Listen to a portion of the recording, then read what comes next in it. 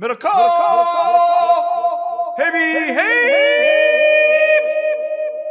An incredible graphic. I mean, it truly is. And I was sitting on my couch, kind of hate watching after like the first couple drives because it felt like the Bucs were going to win that game 70-0. A buddy of mine on the Eagles just sends me a text. Is this fucking guy ever going to retire? Because it felt like they were going to get routed, and they really did, even though the final score, I think, was 31-15. He's 44 years old. And to me, it's well known. We talk about it all the time. This puts it into context. The coach of the Packers, the coach of the Niners, and the coach of the Rams are all younger than Tom Brady. And I would say Sean McVay is dramatically younger than Tom Brady. But the two guys, Shanahan and LaFleur. Now, Shanahan, I would say, kind of has the presidential, he's aged in his time, right, as the coach of the Niners. He's definitely added some gray to his face. Yeah.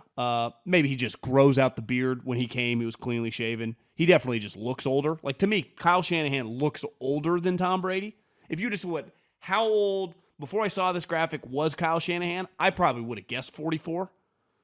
But it shows you he's still young. To me, LaFleur looks, I would have guessed LaFleur was 40, and obviously I knew Sean was 35, 36 years old. But when you see it like that, I mean, these guys are star head coaches. I was thinking about it this morning. Kyle won his third playoff game. LaFleur's won several playoff games, so he's won 2, so that's 5. And then Sean last night won his 4th. They've won 9 combined playoff games for guys, I mean, when the oldest coach is 42 years old. And obviously, did you see some of the statistics of Brady, the amount of playoff wins he has relative to every other quarterback all time, like adding it up? It's crazy. Yeah, like Montana, Rodgers, and all these guys. And I saw the graphic of him versus every other quarterback just in these playoffs, including last weekend. That's what it was, yeah. And he had more wins, right? Yeah, that was the Fox. That was the Fox. Fox had that graphic during that game. Everyone was animated. Whoever made this graphic, you know, of all these guys, for people who aren't seeing it, Brady 44, Shanahan 42, LaFleur 42, McVay 35. And I'll say this too. I was thinking this watching the game the other day. Byron Leftwich is 42. Like, Byron Leftwich, the offensive coordinator of the Bucs, is 2 years younger than Tom. I was thinking about it as he was coaching him up on the sideline. Like, Byron could very easily have been Tom's, you know, Byron was a starter, but on Tom's team, and Tom would have been telling him what to do. Now Byron Leftwich is Tom's offensive coordinator, right? And, I mean, they're telling each other what to do from, I think Troy made the point. Like, they both learned from each other. How old do you think Wes Welker is? I mean, Wes feels... Yeah, 43, 40. He's 40. 40, okay. I mean, it's wild. And the point you made to me as well, like, these guys, the Washington football team could have had any of them. Is the Washington football team ever going to hire a Shanahan guy, or did Mike send them all off to make sure that Dan never got their services ever?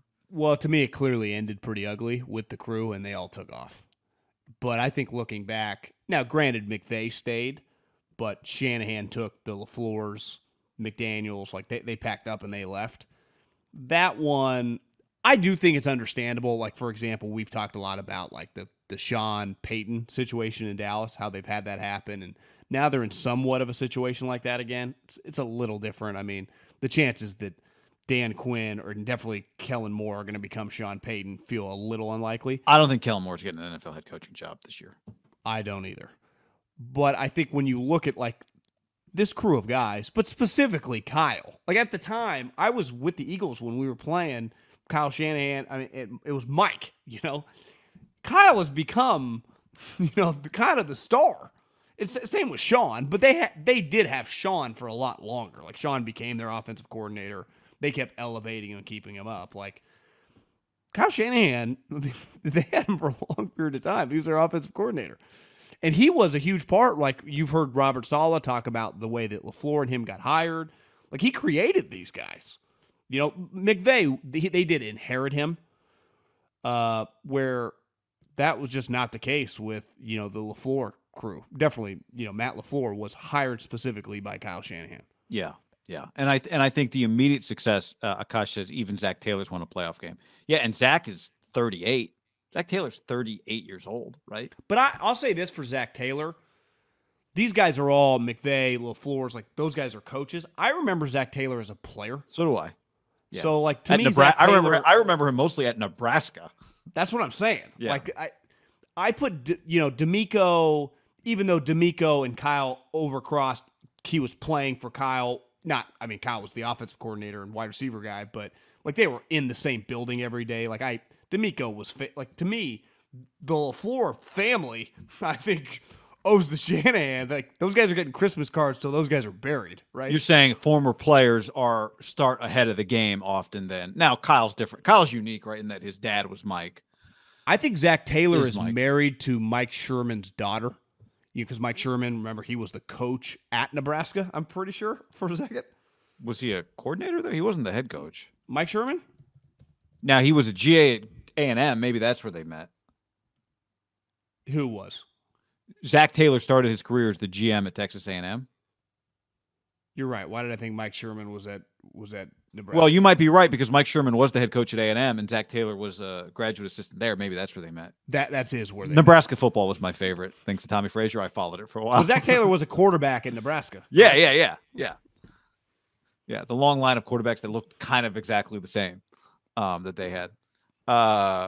So, I understand your point. It's a good point. I do think, like, what's incredible about the Shanahan kind of tree is not just that they all got jobs, is that they're all getting contract extensions and winning playoff games and competing for Super Bowls, right? I mean, that's the part that, or the McVay, I guess McVay got credit. Somebody put it out on the internet again. I'd forgotten about this, that in the Cliff Kingsbury hiring press release in Arizona, it said he's great friends with Sean. But these guys are like these are not, they fake their way to the top and now they're getting extensions. Like they are getting extensions on top of extensions. Say what you want. The time will tell, right? LaFleur is the one who hasn't had to do it without a star quarterback yet. But I mean, he's got as many wins today as Kyle Shanahan does, 39 apiece. So whatever you want to say about him, coaching the star player is part of the job. And that is what he's doing. It's he's still managing people. And I do think I think they've gotten better than they were in 2019, and he gets credit for that. 100%. Right? Add the run game has clearly been a huge addition to that team, which is something that he learned under Kyle. I think that I'm a sucker for the coaching connections. I mean, you and I aren't going to talk about it as much, but like in the Kansas City and Buffalo, I would imagine if you and I were hosting a radio show in Kansas City, Sean McDermott's career started as Andy Reid's assistant, not his quality control, his assistant. When you're his assistant, you literally just are his assistant, like, hey, go pick up my dry cleaning. And that's a role that Andy has that Doug Peterson, actually, I think Doug skipped that. Brett Veach started at that. Brett Veach, I think it went Sean McDermott, it went James, I think the quarterback coach for the Ravens now, and then Veach. That role was a starter into stardom. Now, Brett Veach is the general manager of the Chiefs now. Started as Andy Reid's assistant, and Sean McDermott worked his way up and eventually became Andy Reid's defensive coordinator after Jim Johnson passed away from cancer. But Andy, I would say that Andy is the most famous coach because he's been doing it the longest of having successful tree, right? Just having guys that like John Harbaugh, Ron Rivera, Sean McDermott, Doug Peterson, even like Matt Nagy wasn't like some Tom Sula, where Belichick's kind of the opposite. I think Kyle feels like the younger, and really Mike, they all worked for Mike, but Kyle kept getting jobs and bringing the crew with him. It does feel like Kyle's the young, skinny version of Andy, where just his guys, you just watch them talk on their own. You go, yeah, these guys are pretty impressive. I can see why. Like, he does a good job. And now we've had the opportunity to see, they transitioned pretty smoothly from Robert Saleh to D'Amico Ryan's a guy who's getting head coach. You get credit for that. Like, Andy went through it time and time again. It's really hard. Like, I give Belichick credit. Like, they don't do well when they leave him, but he does a good job developing. And they don't come back. Josh did. But yeah, they don't. Yeah, I mean, maybe is Gerard Mayo going to become a head coach at some point? But I was thinking about this today. Like, if you said, okay, let's draft the coaches in the Elite Eight here: Zach Taylor, Mike Vrabel, McDermott, Andy Reid, McVay. I mean, this bracket is ridiculous. McVay, Shanahan, LaFleur, and Arians. I think if we did like a bunch of simulations of like GMs, like not just 32, but like simulated 1,000 times, I think Andy would probably go first the most, especially with all-time playoff victories. Yeah, I mean, I think you could make the case that Kyle should go second. Now McVay obviously has a better winning percentage. You could make the case that McVay should go second. Vrabel's brought this team. There's only two guys, and it's Vrabel and Shanahan, who I think are in the playoffs this year without a future. Now I'm going to be a little over the top. Hall of Fame quarterback. Is Joe Burrow going to make it to the Hall of Fame? Is Josh Allen going to make it to the Hall of Fame? We'll see. But I would say they've got all the Hall of Fame tools. Like Vrabel and Shanahan are the only guys left without that at quarterback right now, right? So, but I think you could absolutely argue just based on this year, maybe someone to really believe in Vrabel. Arians has a very impressive resume. McVay, the thing with McVay, as good as it's been, Kyle's beat him 6 times in a row. So we can debate it. I'm not saying it's not debatable. I'm not saying it's obvious. But you could legitimately take Kyle second in what is a group where you could argue Sean McDermott's doing a pretty good job over there. Hell yeah. I mean, John, they all, like, you could argue every one of these guys, probably except Zach Taylor, to be fair. And that's not hating on Zach Taylor. You could argue any one of them probably in the top 3, but you just wouldn't take Zach ahead of LaFleur, McVay, or Shanahan. I would say Zach would consistently be a consistent last of the group. Yeah. But you could absolutely argue most of these guys in the top. It's an incredible group of coaches that's in the playoffs. Well, do you think, I just looked, LaFleur, you and I talked about this before we jumped on, has 2 playoff victories. And I just looked, I was like, what does Vrabel have? He only has 2. But, like, you get to skip around when you have the home field advantage. Like, do you get credit for not having to play in the first? Like, he didn't have to fuck around last week. He got to drink beers and eat dinner, right? Yeah, you do. And it's same Patricia came back, yeah. Same with, but really, Patricia took over. Remember, Ernie Adams retired, and they just put him into that. He didn't really have a spot, right? He wasn't going somewhere else. But, yeah, exactly. Nobody wanted him. He was toxic. This is a fantastic group. I think if you remove Arians and Andy, who are, Arians is old. Andy's older, 60, 62. The young group, right? If Vrabel's, what is Mike? Mike he's a little older. 46. 44? Oh. So he's 46. All the other guys are 42 and younger. It's a fantastic, and I think Sean McDermott's probably 46, 47 years old. It's a fantastic group of young coaches. Like, just high level. I would say McDermott and Vrabel, they just don't get put on the pedestal because of the side of the ball they coach, but clearly both guys are born ass kickers. I mean, I've been around Sean McDermott. He is like the one, David Goggins, who's always running and lifting. Like, McDermott's less of the fluff. And I think Goggins is being serious when he's saying it, but he's a preacher kind of. Like, McDermott's not into that, but in terms of guys up every morning at like 3:45, he would never have a piece of processed food during the 6 months he's coaching. His locked-in discipline, where to me Vrabel's probably a little less disciplined with some of that shit, but in terms of football discipline, those two guys, if they were calling offensive plays, we would just be talking about them like the other 3 guys. But they're defensive guys. They talk like coverages and pass rush. Yeah. You just, for whatever reason, you just don't quite get anointed. And I would say Andy is kind of just gone into, we even think about him more as just a head coach, CEO, encompasses it all, right? He's just the boss. But he is the play caller, right? But kind of. I think Bieniemy calls the plays now sometimes. I think the thing that's surprising about this whole exercise, if you want to call it that, is that McDermott's only 5 years older than Shanahan. My perception of McDermott is more Mike Zimmer category, like took until he's 58 to get his job. How old was Mike when he got his job? Whatever it was. Yeah. But that's not the case with Sean. Like, for a guy he started as his assistant at probably 23 or 24 years old. For a guy who started before that at William and Mary to become a head coach in the NFL in 19 years, that's a long time. And Sean worked a lot of hard hours, right? I'm sure you would know. But 19 years from William and Mary to NFL head coach is still a pretty, I wouldn't call it fast, but that's a pretty good track, right? You know Sean McDermott's teammate at William and Mary? 1998. Head coach in the NFL as well. Staley's too young. Swagged out. Tomlin? Baller. Mike Tomlin. They were teammates at William and Mary.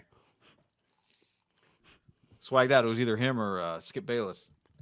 I think Tomlin is obviously a little older than him, but they crossed over, I think, a couple years. Wow. I do think sometimes, in a weird way, like the football gods, they gravitate towards certain smaller schools. right? You're just William and Mary, and I don't like Mike Tomlin and Sean McDermott. I don't think knew it at the time, right? John Carroll. I was lucky enough to be at one at Fresno State. If you coach or work at a Notre Dame, at an Alabama, at the USC, you're gonna have a pipeline. But for whatever reason, certain schools just there's like an opening from the football gods of like there is gonna be a bridge for you to walk across if you want it and take it. But like the difference of William and Mary and like UC Davis was that for a long period of time for these guys that wanted to coach Division I, right? But Cal Poly never was.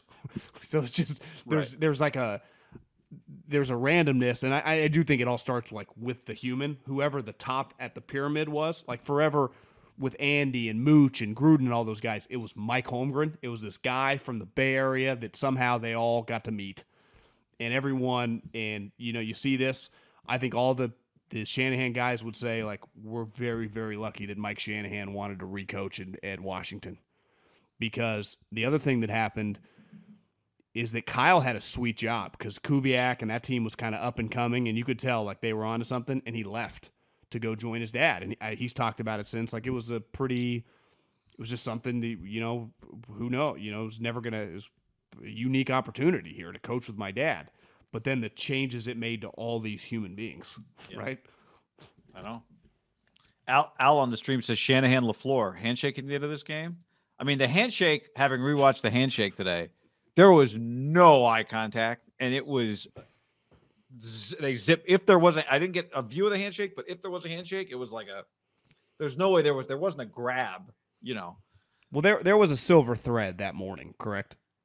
Silver talked about, and then Kyle was angry about what LaFleur was angry about. Do you remember the thread exactly? Kyle walked into the room and they were talking. So it was Sunday. Brother was in there. This game was Sunday Night Football, correct? Yep, NBC. Yes. Yeah. So a thread. It might not even have come out first thing in the morning. Maybe it did during the day, but it was a phone call with his brother on FaceTime.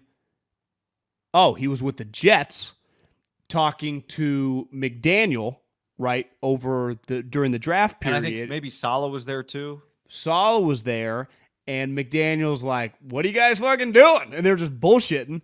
And then Kyle walks by, gets in on the shit talking, messing around, and then he goes, what quarterback are you going to draft? Aaron Rodgers or something? Or I hear you guys are going to trade for Aaron Rodgers. Yeah, you already got your quarterback, is what Mike LaFleur said. And didn't Kyle like storm out of the room or something? Kyle said, tell your brother to call me back. He hasn't returned my calls. And LaFleur said, can you blame him? At that point, several people familiar with the call said Shanahan got visibly upset and hastily left the room. So was he mad that it was even being talked about, or that LaFleur wouldn't call him back about Rodgers? I think he was mad that they were talking about Kyle like he had done something sneaky. Gotcha. Like he was being shady operator. Yeah.